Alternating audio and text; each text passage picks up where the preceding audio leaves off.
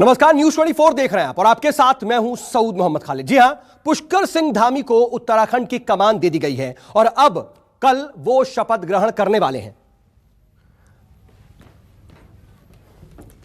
यानी कि उत्तराखंड में 115 दिन के बाद तीरथ सिंह रावत की सरकार में अब कोई जगह नहीं, उन्होंने इस्तीफा दे दिया। उसके बाद अब विधायक दल का नेता पुष्कर सिंह धामी को चुना गया।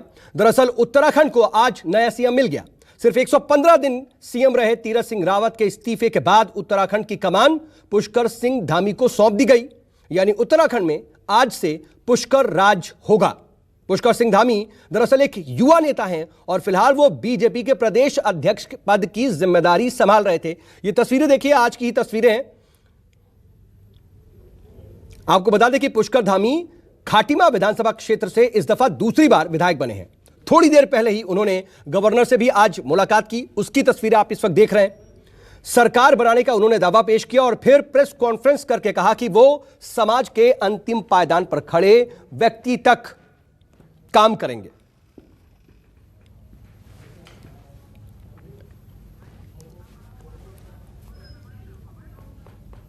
मेरी पार्टी ने जो एक सामान्य से कार्यकर्ता को, एक पूर्व सैनिक के पुत्र को, जो कि एक सामान्य परिस्थितियों में पिथौरागढ़ के सीमांत जिले में मैं पैदा हुआ, कनाली छेना तहसील में, जो कि पहले की डीडीहाट तहसील होती थी, और खटीमा मेरा विधानसभा क्षेत्र है, मेरी कर्मभूमि है, मुझे सेवा का अवसर दिया है।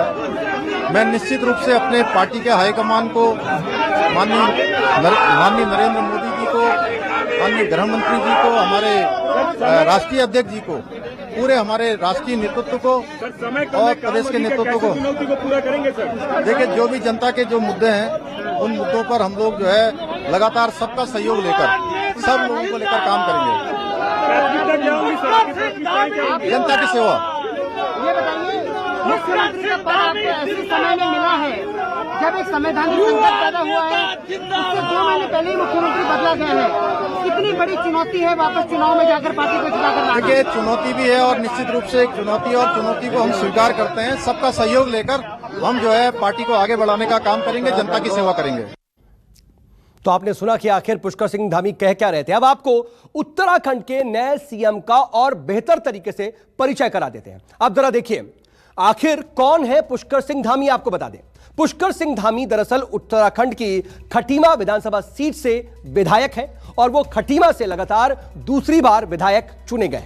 धामी महाराष्ट्र के राज्यपाल भगत सिंह कोश्यारी के काफी ज्यादा करीबी माने जाते हैं। वो बीजेपी युवा मोर्चा के प्रदेश अध्यक्ष भी रह चुके हैं और युवाओं में उनकी काफी ज्यादा अच्छी पकड़ मानी जाती है।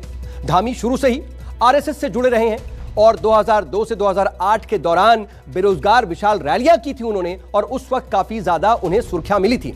लेकिन अब आपको यह बता देते हैं कि आखिर पुष्कर धामी ने सीएम की कमान मिलने के बाद क्या कहा। सबसे पहला रिएक्शन उनका क्या था? उन्होंने कहा कि मैं सरकार के काम को आगे बढ़ाऊंगा। आगे कहा कि हर चुनौती पर खरा उतरने की कोशिश करूंगा, और उन्होंने इसके साथ ये जोड़ा कि आज एक फौजी के बेटे का सम्मान बढ़ा है। तो काफी तेजी से घटनाक्रम बदले उत्तराखंड में, और पुष्कर सिंह धामी के सीएम चुने जाने के बाद बीजेपी सांसद अजय भट्ट ने यह कहा कि 2022 के लिए अब आगे की जो चुनौती है उस पर काम किया जाएगा और 2022 का चुनाव भी बीजेपी ही जीत कर आएगी। उनसे बात की है न्यूज 24 संवाददाता राहुल प्रकाश ने।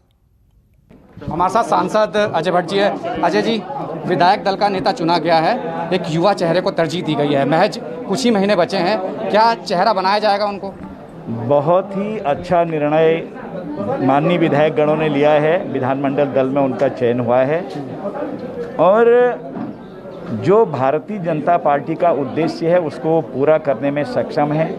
वो जमीनी कार्यकर्ता हैं, हमारे इस प्रदेश के पहले युवा मोर्चा के अध्यक्ष रहे हैं, उनको सब लोग अच्छी तरह से जानते हैं और वो यहाँ की एक एक स्थिति को समझते हैं। इसलिए जो भी निर्णय है बहुत अच्छा है और चेहरा तो हो गए, वो जब घोषणा कर दिया तो चेहरा पहले से भी थे, वो युवा नेता का चेहरा पहले से ही है, इसलिए कोई दिक्कत ही नहीं है। बहुत मौजूदा हालात हैं, विपक्ष जो है आरोप लगा रहा है कि मुख्यमंत्री बदल रहे हैं। हमको विपक्ष के सर्टिफिकेट की कोई आवश्यकता नहीं है। ये हमारे जैसे सेना में होता है कि कौन सीमाओं पर रहेगा, कौन मैदान में रहेगा, कौन सीमाओं तक रसद पहुंचाएगा, कौन सुरक्षा के पूरा खाका खींचेगा। तो इसी तरह से पार्टी भी हमारी एक संगठन में आपको पता ही है नंबर 1 की पार्टी है, बिल्कुल निर्विरोध चुने गए हैं। युवा चेहरे को तरजीह दी गई है। हालांकि महज कुछ ही महीने बचे हैं चुनाव में, लेकिन ये देखने वाला विषय है कि उत्तराखंड में जिस तरीके से तीसरे मुख्यमंत्री यानी बीजेपी के कार्यकाल सरकार में रहे हैं, तो ये जरूर है कि अब एक नया चेहरा जिस तरीके से सामने आया पुष्कर सिंह धामी का, ये देखने वाला होगा, शपथ भी होगी और नया चेहरा एक उत्तराखंड को मिला है। कैमरा पर्सन नितिन के साथ राहुल प्रकाश, न्यूज़ 24 दिल्ली।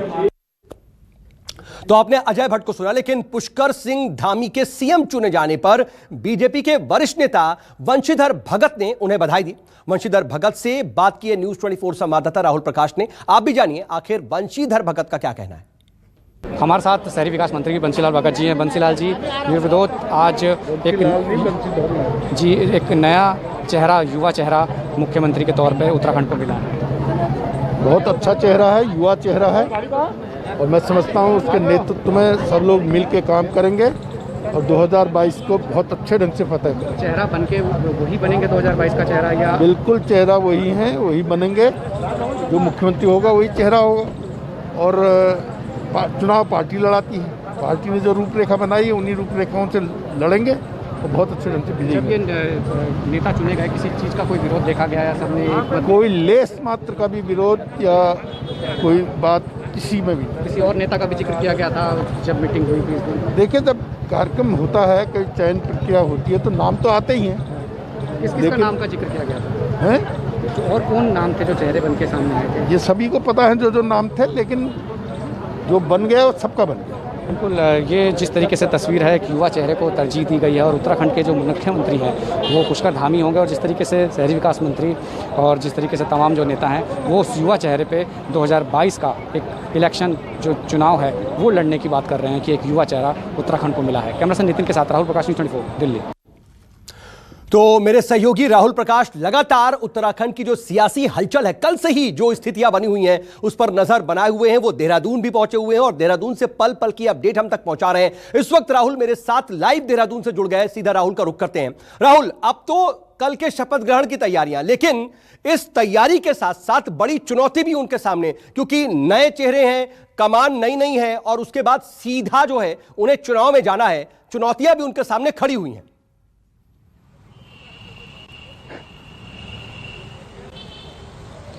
देखिए, उत्तराखंड की जो अगर हम परिस्थिति की बात करें, जिस मौजूदा समय में जो हालात हैं, जिस तरीके से हम बात करते हैं, अगर युवा चेहरे को तरजीह दी गई है, जिस तरीके से एक युवा चेहरे को मुख्यमंत्री बनाया गया है, महज कुछ ही महीने बचे हैं फिर इलेक्शन में आ जाना है, और जिस तरीके का कामकाज उत्तराखंड में चल रहा था और आगे चलेगा उसको लेकर एक जिस तरीके से कोशिश ये की गई है युवा चेहरे को, पुष्कर धामी जी को जिसका नाम लिया गया है, जिस तरीके से कुछ चीजें हैं जैसे स्वास्थ्य सेवाओं की बात की जा रही थी, उस काम को तरजीह दी जाएगी। एक आवाज उठ रही है उत्तराखंड में, वो है भू कानून की, यानी जमीन की, उसको लेकर भी अब स्वर उठने लगे हैं उत्तराखंड के अलग अलग स्टेट में, अलग अलग जगहों से। दूसरी तरफ ये कहा जा रहा है कि जो रोजगार है, रोजगार एक बड़ी समस्या है। हर बारी यही देखा जाता है कि रोजगार निकलता जरूर है लेकिन किसी न कारणवश वो रुक जाता है। हालांकि इससे पहले पूर्व मुख्यमंत्री ने 20,000 भर्तियों की बात की थी, लेकिन अब जिस तरीके से खुद तमाम चीजें तो है, लेकिन सरकार के काम को आगे बढ़ाएंगे, एक युवा सोच के साथ आगे बढ़ेंगे। और जिस तरीके जी, इसके साथ साथ अब यह भी देखना है कि आखिर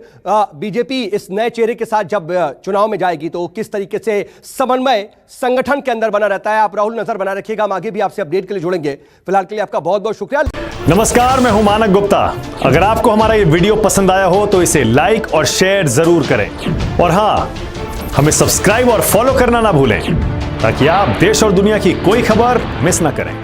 चाहे कोई ब्रेकिंग न्यूज हो या कोरोना वायरस से जुड़ी कोई भी अपडेट, पॉलिटिक्स हो या आपकी जेब से जुड़ी कोई खबर, इलेक्शन की कोई न्यूज हो, कोई कंट्रोवर्सी हो या फिर कोई वायरल वीडियो, सब कुछ मिलेगा न्यूज़ 24 पर। तो जुड़े रहिए हमारे साथ और देखते रहिए न्यूज़ 24।